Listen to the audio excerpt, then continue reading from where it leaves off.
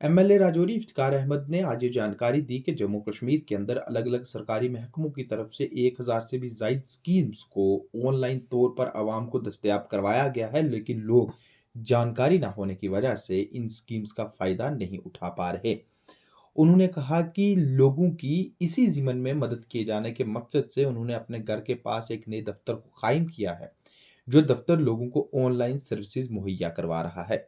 MLA Rajouri के मुताबिक उन्होंने इस दफ़्तर में कुछ ऐसा इंतज़ाम किया है कि कोई भी गरीब शख्स जो राजौरी असेंबली हल्का के किसी भी इलाके से ताल्लुक़ रखता है, वो उनके इस दफ़्तर में आ सकता है, जहाँ एक मख़सूस टीम उनकी ऑनलाइन सर्विसेज़ हासिल करने व अलग-अलग सरकारी महकमों में ऑनलाइन तौर पर अप्लाई करके सरकारी स्कीम्स का फ़ायदा उठाने में मदद करेगी। उन्होंने ये जानकारी दी कि इस दफ़्तर के ज़रिए वो चाहते हैं कि लोग ऑनलाइन स्कीम्स का पूरा फ़ायदा उठाएँ और इन 1000 से ज़ायद स्कीम्स का उन्हें फ़ायदा मिल पाए। बनना पाओगे कि गुजरा ने क्या खाना राजपूतों तो ज्यादा गुजरा नहीं की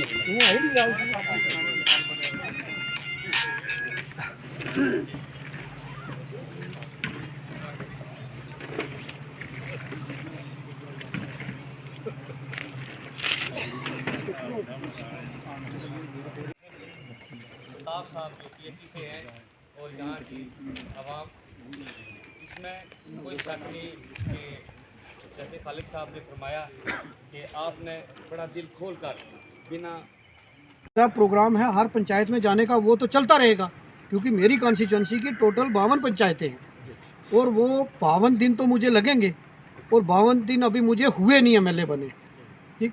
लेकिन फिर भी मैंने 10 पंचायतें अभी तक कवर कर ली और उन पंचायतों में मेरे साथ कल भी पीएचई डिपार्टमेंट के एससी साहब थे, परसों मेरे साथ बिजली डिपार्टमेंट के एससी, इरिगेशन के एससी, इरिगेशन के एक्सियन, बिजली के एक्सियन, जो भी जेई एडबलई मेरे साथ पूरा डिपार्टमेंट जाता है और वहाँ बात सुनते हैं, लोगों की बात समझते हैं। और आज मेरा पहला मकसद ये है कि आप लोगों का शुक्रिया अदा करना, क्योंकि हमेशा लोग ये कहते थे कि हम वोट तो देते हैं लेकिन जीतने के बाद भी कोई नहीं आता और हारने के बाद तो बिल्कुल नहीं। लेकिन मैंने कहा इस रिवाज को मैं बदलूँगा। मैं आपका मकरूज़ हूँ, आपका कर्जदार हूँ। आपने ज़ात बलादरी से ऊपर उठ के मुझे वोट दिया और वो मेरे पे एहसान है, इसलिए मैं आपका आज शुक्रिया अदा करने आया हूँ और आपसे बात करने आया हूँ। क्योंकि यहाँ मैं किसी डेथ वाले घर आ रहा था तो मैंने कहा आप सोचेंगे कि एमएलए साहब आए हैं तो यहाँ नहीं आए, तो मैंने इनसे कहा चलो मैं वो फातिहा खानी भी करूँगा और आप लोगों से बात भी हो जाएगी। बाकी मेरा जो इन 6 पंचायतों में ये वाला एरिया जो है, इसमें मेरा टूर बाकी है। हर पंचायत में मैं एक दिन आऊँगा और उसमें कहीं किसी के घर मौत हो गई है वहाँ भी जाएंगे, कहीं आपने एक जगह प्रोग्राम रखना है, 2 जगह रखना है, वो दिन मेरा आपके लिए है। आप उसको कैसे मैनेज करते हो वो आप तक है, लेकिन पूरा दिन सुबह से शाम तक मैं आपके पास रहूँगा। मेरे साथी ने, क्योंकि जब मैं एमएलए बना तो मैंने एक डिपार्टमेंट के ऑफिसरों को बुलाया। मैंने हर डिपार्टमेंट के ऑफिसरों से ये बात की, भाई आपके पास कौन कौन सी स्कीम है और आप सारे बाशऊर लोग हैं। मेरा तो एमएलए का पहला इलेक्शन है, आपने बड़े सारे इलेक्शन लड़े।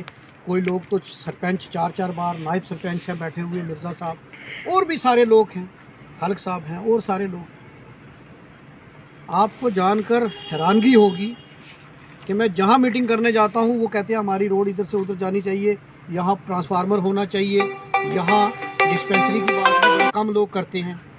यही है रोड, पानी और बिजली, 3 की बात करते हैं।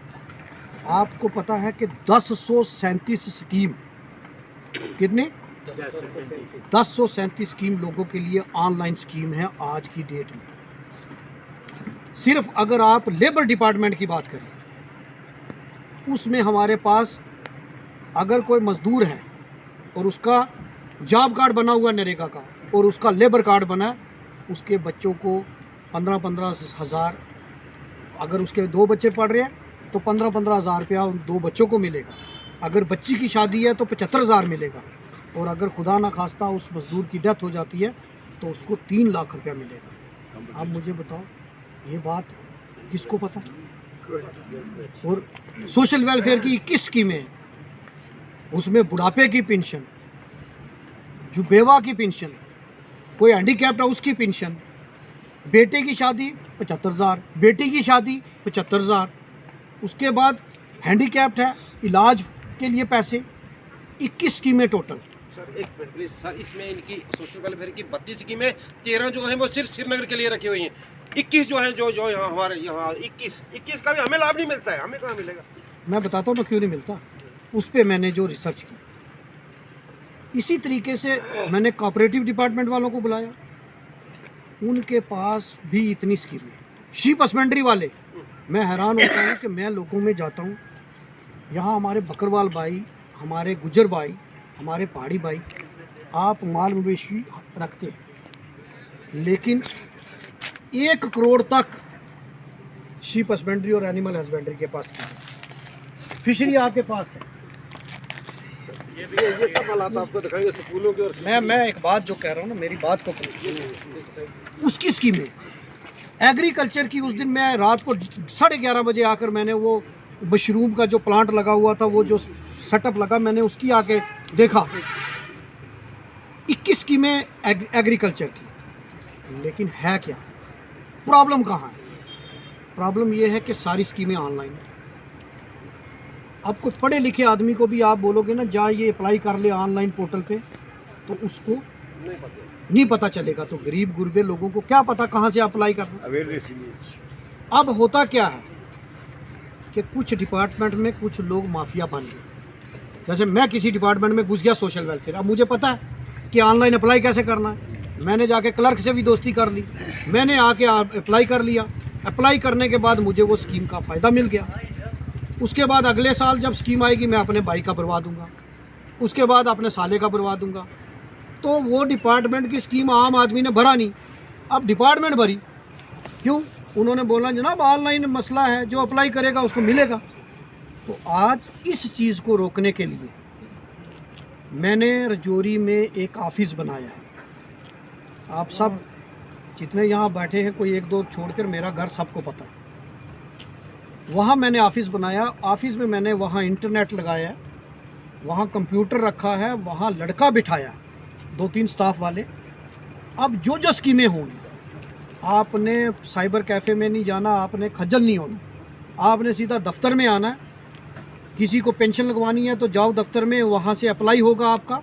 अप्लाई होने के बाद आपकी डिटेल नोट करेंगे और मेरा एक ऑफिस का PRO वो वहाँ से वो फाइल लेकर डिपार्टमेंट में बात करेगा, जाएगा, और जाने के बाद आपका नंबर नोट होगा।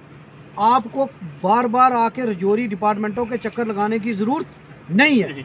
वहाँ से आपको बताएंगे कि भाई इस डिपार्टमेंट का आपका ये काम है और आपका काम हो गया। ये बहुत बड़ा काम है, क्योंकि इस पे पहरा देने की ज़रूरत है।